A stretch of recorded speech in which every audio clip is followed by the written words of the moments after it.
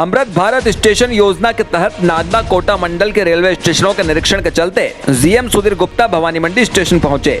GM ने मई staff station का औचक निरीक्षण कर आवश्यक दिशा निर्देश दिए। रेलवे स्टेशन प्रवेश द्वार के बाहर लगी भवानी मंडी रेलवे स्टेशन का फ्यूचर मैप की प्रदर्शनी का अवलोकन भी किया। वहीं आरपीएफ चौकी में सीसीटीवी कैमरों का लोकार्पण हुआ। इस दौरान जीआरपीएफ व आरपीएफ पुलिस द्वारा व्यवस्थाओं को चाक चौबंद बनाए रखा। रेलवे द्वारा स्टेशनों के विकास के लिए शुरू की अमृत भारत योजना के तहत भवानी मंडी रेलवे स्टेशन पर अब नई सुविधाओं का लाभ यात्रियों को मिल सकेगा। जहां रेलवे ने स्टेशन के आधुनिकीकरण के लिए 1275 स्टेशनों में कोटा रेल मंडल के 19 स्टेशनों में भवानी मंडी को शामिल किया है। वहीं आपको बता दें कि भवानी मंडी रेलवे स्टेशन में सर्कुलेटिंग एरिया, वेटिंग हॉल, शौचालय, आधुनिक escalator, lift system, free wifi, बेहतरीन यात्री सूचना प्रणाली, यात्रियों के बैठने के लिए अलग स्थान जैसी चीजों के बारे में मास्टर प्लान तैयार हो चुका है, जिसका लाभ जल्द ही यात्रियों को मिलेगा। दौरे के दौरान जीएम को स्थानीय मांगों के चलते ज्ञापन भी सौंपे, जिसमें विभिन्न ट्रेनों के ठहराव व मालीपुरा अंडरब्रिज को लेकर मांग की गई। अंडरब्रिज की मांग पर जवाब देते हुए जीएम बोले कि राज्य सरकार प्रस्ताव बनाकर भेजे तो कार्य हो जाएगा। अब ऐसे में मालीपुरा अंडरब्रिज को रेलवे द्वारा हरी झंडी मिलने के बाद गाड़ी मध्य प्रदेश शासन के नुमाइंदों पर अटकी है। मालीपुरा वासी कई मर्तबा इसको लेकर क्षेत्रीय सांसद सुधीर गुप्ता को ज्ञापन भी दे चुके हैं। अभी देखने वाली बात होगी कि समस्या के समाधान हेतु रेलवे की ओर से ग्रीन सिग्नल मिलने के बाद सांसद गुप्ता सरकार में रहते हुए क्या कुछ कर पाते हैं। एसके मीडिया के लिए ब्यूरो रिपोर्ट कपिल चौहान। इस तरह के स्टेशन को डेवलप किया जा रहा है, करीब करीब इसी साल वो कंप्लीट हो जाएंगे। क्या सरकार की जो अतिक्रमण है उनको भी पहले फेज में तो जो हमारा अपना एरिया है उसको डेवलप किया जाएगा, और फिर जो अतिक्रमण वाले हैं वो तो ऑनगोइंग प्रोसेस है, उसको भी हटाया जाएगा। अभी उसको हटाने में टाइम लगता है, स्टेट गवर्नमेंट की मदद लगती है, वो भी उसका पार्ट है, बट वो थोड़ा सा सेकंड फेज में होता है। ये तो प्रोसीजर शुरू हो चुका है। हाँ, वर्क का प्रपोजल है।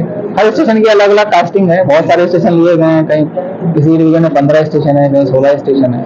हर डिवीजन का डिपेंडिंग अपॉन कितना वहाँ फुटफॉल है, कितने यात्री आते हैं, कितनी अर्निंग होती है, कितना उसका इम्पोर्टेंस है, कितना रिलीजियस इम्पोर्टेंस है, कितना टूरिज्म का वहाँ पोटेंशियल है, उसके हिसाब से उसको डेवलप किया जा रहा है। श्री मालीपुरा वासियों को काफी परेशानियों का सामना करना पड़ता है। निकलने के दौरान एक ओवरब्रिज की भी इनकी लंबी समय से मांग है। राजस्थान शिक्षक व पंचायती राज कर्मचारी संघ भवानी मंडी द्वारा उपखंड अधिकारी को तृतीय वेतन श्रृंखला के अध्यापकों के ट्रांसफर से संबंधित मुख्यमंत्री के नाम ज्ञापन सौंपा था, जिसमें पिछले समय से लंबित शिक्षकों के स्थानांतरण की जानकारी दी। समय समय पर इस संबंध में राज्य सरकार को धरना प्रदर्शन व ज्ञापन और सभाओं के माध्यम से अवगत कराया गया, परंतु सरकार द्वारा अभी तक भी शिक्षकों के स्थानों से प्रतिबंध नहीं हटाते हुए स्थानांतरण की अनुमति प्रदान नहीं की। 4.5 साल के कार्यकाल में सभी श्रेणी के शिक्षकों का प्राचार्य के स्थानांतरण किए, मगर तृतीय श्रेणी संवर्ग के शिक्षकों को स्थानांतरण से अलग थलग रखा। अलग अलग जिलों के शिक्षक यहां कार्यरत हैं। स्थानांतरण की मांग को लेकर भविष्य में जिला स्तर व राज्य स्तर पर भी ज्ञापन धरने प्रदर्शन का आयोजन संभावित है। सभी बड़ी संख्या में शिक्षकों ने एकत्रित होकर उपखंड भवानी मंडी मुख्यालय पर ज्ञापन सौंपा। भवानी मंडी से एसके मीडिया के लिए रिजवान शेख। पश्चिम मध्य रेलवे के महाप्रबंधक सुधीर गुप्ता ने कोटा नागदा सेक्शन का विंडो इंस्पेक्शन किया। 17 स्टेशनों के चयन अमृत भारत स्टेशन योजना के अंतर्गत हुआ। उसी के प्रथम फेज में कोटा नागदा खंड में 6 स्टेशनों का आज महाप्रबंधक गुप्ता जबलपुर ने कोटा मंडल रेल प्रबंधक व सभी विभागीय अधिकारियों के साथ निरीक्षण किया। सुबह 11 बजे महाप्रबंधक स्पेशल सैलून से चौमेला पहुंचे, फ्री जल सेवा दल की प्याऊ को देखा और सराहना की। इसके बाद स्टेशन के बाहर पार्किंग व नगर में प्रवेश करने वाले मुख्य मार्ग का निरीक्षण किया। स्टेशन अधीक्षक के ऑफिस व कंट्रोल कक्ष रिकॉर्ड चेक किया। अमृत भारत स्टेशन के तहत चौमेला का चयन हुआ। उसके बाद होने वाले विकास कार्यों के संबंधित अधिकारियों से जानकारी ली। स्टेशन पर यात्री सुविधाओं के बारे में चर्चा की। वहीं बाद में भारत की संस्कृति अतिथि देवो भव की परंपरा अनुसार रेलवे महाप्रबंधक व कोटा रेल मंडल प्रबंधक का साफा बांधकर श्रीफल भेंट कर फ्री जल सेवा दल व व्यापार महासंघ और भाजपा मंडल की ओर से स्वागत हुआ। वहीं बाद में व्यापार महासंघ, भाजपा मंडल व कई सामाजिक संगठनों ने यात्री सुविधाओं, ट्रेनों के स्टॉपेज, ट्रेनों का विस्तार, फेरे बढ़ाने व अन्य कई ट्रेनों के ठहराव सहित फिरोजपुर मुंबई जनता एक्सप्रेस को पुनः शुरू करने की मांग की। चौमला से एसके मीडिया के लिए रमेश मोदी।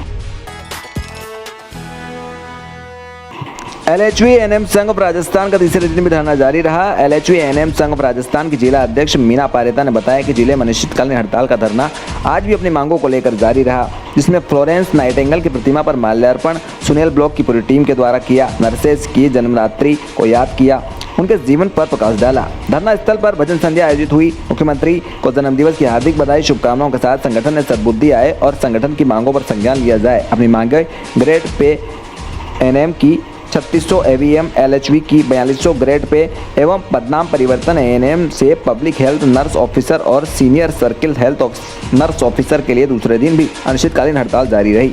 सरकार जब तक मांगों पर ध्यान नहीं देती, संगठन की सभी LHV एएनएम हड़ताल पर रहेगी। कल हवन करके राजस्थान सरकार को सद्बुद्धि के लिए आहुतियां दी जाएगी। एएनएम LHV नर्स के कैडर को सरकार भूल गई और आज तक कोई मांग पूरी नहीं की। संगठन को लेकर भारी रोष है। झालावाड़ से SK मीडिया के लिए फिरोज पठान।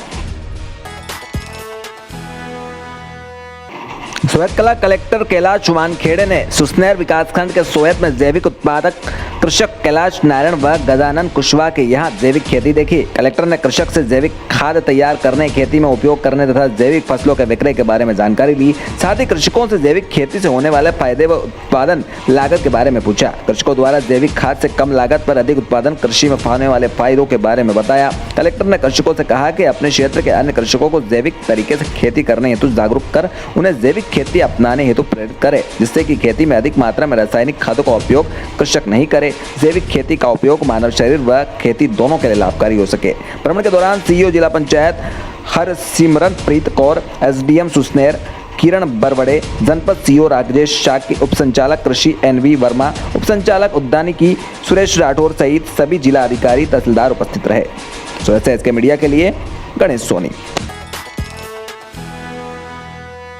आगर कलेक्टर कैलाश वानखेड़े ने जिले के अधिकारियों के साथ ग्राम अमरकोट का भ्रमण किया। कलेक्टर ने आंगनवाड़ी केंद्र व शासकीय आयुर्वेदिक औषधालय का औचक निरीक्षण कर व्यवस्थाओं का जायजा लिया। अधिकारी कर्मचारियों का आवश्यक दिशा निर्देश दिए।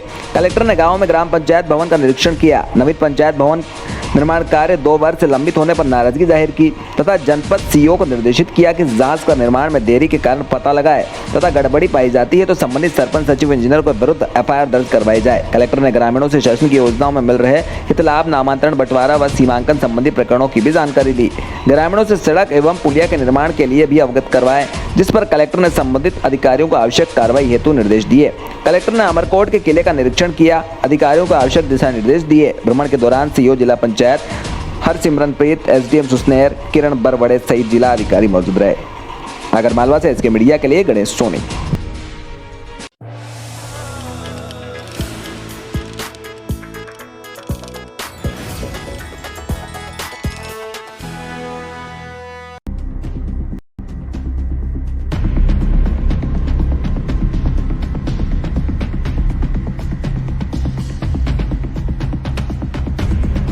राह दुर्घटनाओं की वजह से कई तरह की चोटें लगती ही रहती है। कभी कभी हड्डियां टूट भी सकती है। अगर हड्डी टूटी हो तो इस तरह से शनाख्त कर सकते हैं। अगर चोट की वजह से दर्द बहुत ज्यादा हो रहा हो या उसे हिलाने से दर्द बढ़ती हो तो फ्रैक्चर निर्धारण किया जा सकता है। अगर घाव के पास सूजन हो, चमड़ा लाल हो या शरीर के आकार में बदलाव स्पष्ट दिखे तो फ्रैक्चर निर्धारण किया जा सकता है। चोट आयंग को हिलने से रोकने के लिए सीधी लकड़ी से बांधकर घायल व्यक्ति को डॉक्टर के पास ले जाएं। एक सख्त लकड़ी को घाव के दोनों तरफ के जोड़ों से चिपकाए रखें। वो लकड़ी ना हिले, उसे चोट के चारों ओर कपड़े से बांधिए। चोट आयंग से लकड़ी अच्छी तरह से सटा रहे, ऐसे बांधिए। राह दुर्घटनाग्रस्तों को सहायता करने से न कतराएं। तहे दिल से सहायता करने वालों को कानूनी संरक्षण दिया जाता है। मानवीय सहायक कानून के तहत सहायकों को कोई भी जवाबदारी करने की जरूरत नहीं, वे तुरंत जा सकते हैं। सिविल या क्रिमिनल कानून के तहत कोई भी सहायक को दोषी नहीं माना जाता। सहायकों का नाम या अन्य विवरणों का खुलासा करने के लिए उनसे कोई जबरदस्ती नहीं कर सकता। मेडिकल लीगल केसेस में भी उनके विवरणों का खुलासा करने के लिए जबरदस्ती नहीं की जा सकती। हॉस्पिटल के कर्मचारी सहायकों को रोकने के लिए या पैसे भरने के लिए जोर जबरदस्ती नहीं कर सकते।